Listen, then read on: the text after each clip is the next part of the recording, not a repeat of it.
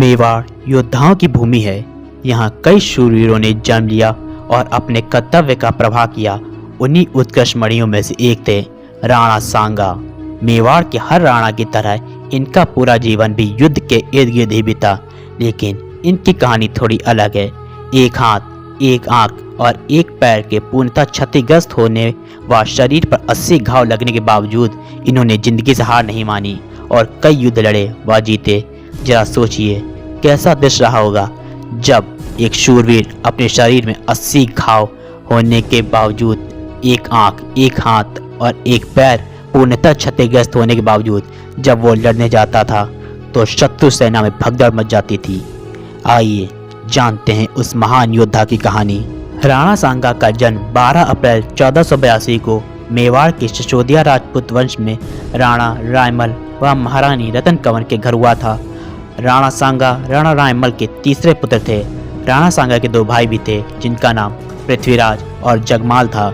राणा सांगा का पूरा नाम संग्राम सिंह था। संग्राम सिंह का बचपन कठिन परिस्थितियों से गुजरा। तीनों भाइयों में किसी न किसी बात को लेकर आए दिन लड़ाइयाँ होती रहती थी। संग्राम सिंह बहुत बुद्धिमान, वीर, जनप्रिय और उदार स्वभाव के व्यक्ति थे, जिस कारण उनके दोनों भाई इनसे चिढ़ते थे। इन्हें भय था कि कहीं पिताजी संग्राम सिंह को ही उत्तराधिकारी न बना दें। इस दौरान एक भविष्यकर्ता ने राणा रायमल को बताया कि संग्राम सिंह ही मेवाड़ के शासक बनेंगे। ऐसी स्थिति में कुंवर पृथ्वीराज व जगमाल संग्राम सिंह को मौत के घाट उतारने चाहते थे। इसी को लेकर जगमाल व पृथ्वीराज ने संग्राम सिंह पर हमला किया, जिसमें उनकी एक आंख सदा सदा के लिए चली गई। अपने भाइयों से ऐसा व्यवहार देख संग्राम सिंह को बहुत दुख हुआ। वे राजमहल छोड़कर अजमेर चले गए व अपनी पहचान छिपा कर रहने लगे। वे अजमेर में करमचंद पवार के पास रहा करते थे। एक दिन संग्राम सिंह एक वृक्ष के नीचे सो रहे थे। वह गहरी नींद में थे। उनके ऊपर धूप आ चुकी थी। तभी वहां एक सांप आया और उनके ऊपर फन से छाया कर दी। इसी क्षण वहां करमचंद पवार आ गए और सांप को देखकर हक्का बक्का रह गए। उन्होंने संग्राम को जगाया और सांप वाली बात बताई और पूछा कि सच सच बताइए आप कौन हैं। तभी संग्राम सिंह ने हल्की मुस्कुराहट के साथ अपना परिचय देते हुए बताया कि वह महाराणा रायमल के पुत्र हैं। यह सुनकर करमचंद ने संग्राम सिंह को प्रणाम किया। करमचंद ने अपनी पुत्री कर्णावती पवार का विवाह राणा सांगा से कर दिया। कर्णावती और संग्राम सिंह के ही पुत्र उदय सिंह थे, जिनके पुत्र महाराणा प्रताप हुए। इसी दौरान पृथ्वीराज और जगमाल का देहांत हो गया तथा राणा रायमल को संग्राम सिंह के जीवित होने की बात पता चली। राणा रायमल ने संग्राम सिंह को वापस बुलवाकर उन्हें अपना उत्तराधिकारी घोषित कर दिया। 4 मई 1508 को महाराणा रायमल का देहांत हो गया और उनके पुत्र संग्राम सिंह का राज्याभिषेक कर उन्हें मेवाड़ का नया महाराणा घोषित कर दिया गया और संग्राम सिंह को राणा सांगा के नाम से जाना जाने लगा। राणा सांगा ने राणा बनते ही अपनी सेना का विस्तार किया। राणा सांगा की सेना की बात की जाए तो इनकी सेना में 1 लाख से ज़्यादा वीर योद्धा और 500 से ज़्यादा हाथी थे। बड़े राज्यों के 7 राजा और प्रजा 9 राव और 107 प्रसिद्ध रावत थे। उस समय राजपूतों के आमेर और जोधपुर जैसी बड़ी रियासतों के राजा भी राणा सांगा का सम्मान करते थे और प्रमुख कार्यों में इनकी सलाह लेते थे। प्रसिद्ध राजघराने गागरौन, कालपी, बूंदी, ग्वालियर, रामपुरा, मालवा, भोपाल और अजमेर इनके सामंत थे।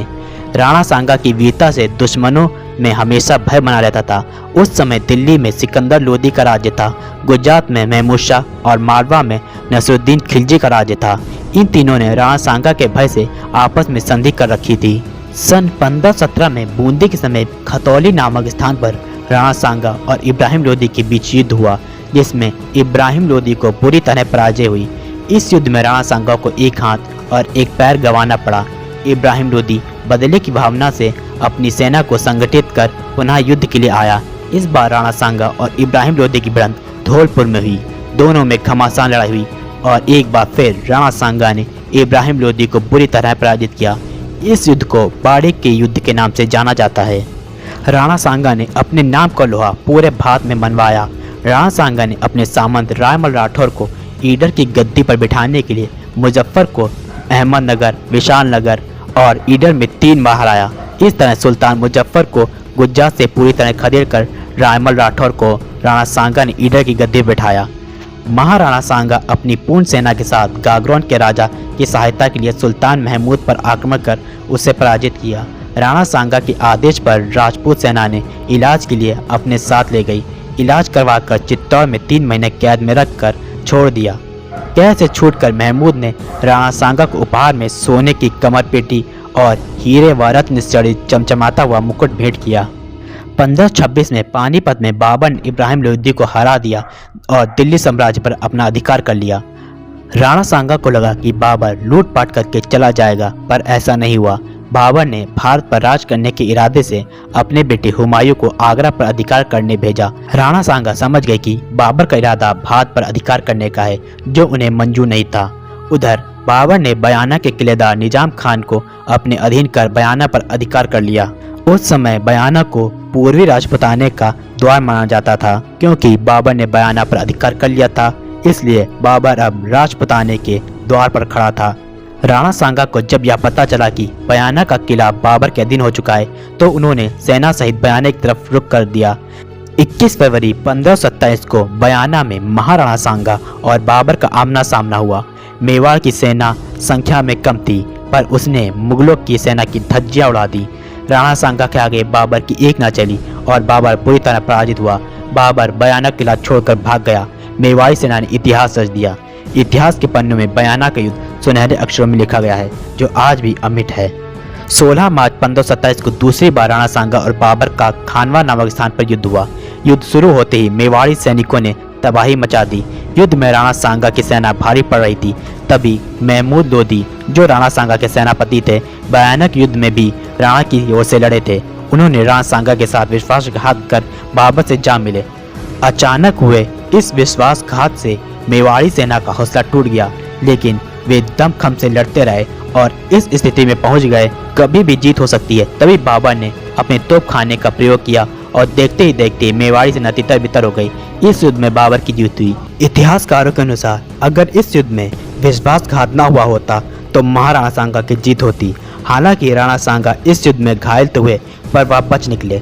राणा सांगा की मृत्यु कैसे हुई, इस पर आज भी दो राय हैं। पहले यह कि राणा सांगा पुनः सेना संगठित कर बाबर से युद्ध की तैयारी कर रहे थे, पर कुछ सरदार सहमत नहीं थे, जिस कारण उन्होंने राणा सांगा को जय दे दिया और उनकी मृत्यु हो गई। दूसरी कहानी के अनुसार खानवा के बाद राणा सांगा मांडरगढ़ में मुगलों से युद्ध कर रहे थे, जहां उनका सिर कट गया। वह उनका धड़ युद्ध करता रहा। राणा सांगा की मृत्यु की असली वजह आज भी रहस्य है। महाराणा सांगा की अंतिम इच्छा अनुसार मांडरगढ़ में उनका अंतिम संस्कार किया गया, जहां आज भी राणा सांगा की छतरी बनी हुई है। राणा सांगा भारत के अंतिम ऐसे हिंदू राजा थे जिनके छत्र के नीचे सभी हिंदू राजा एक होकर लड़ते थे। इस कारण राणा सांगा को हिंदूपति की उपाधि भी दी गई। राणा सांगा का नाम भारत के इतिहास में सदैव अमर रहेगा। राणा सांगा जैसे महान योद्धा को हमारा कोटि कोटि नमन।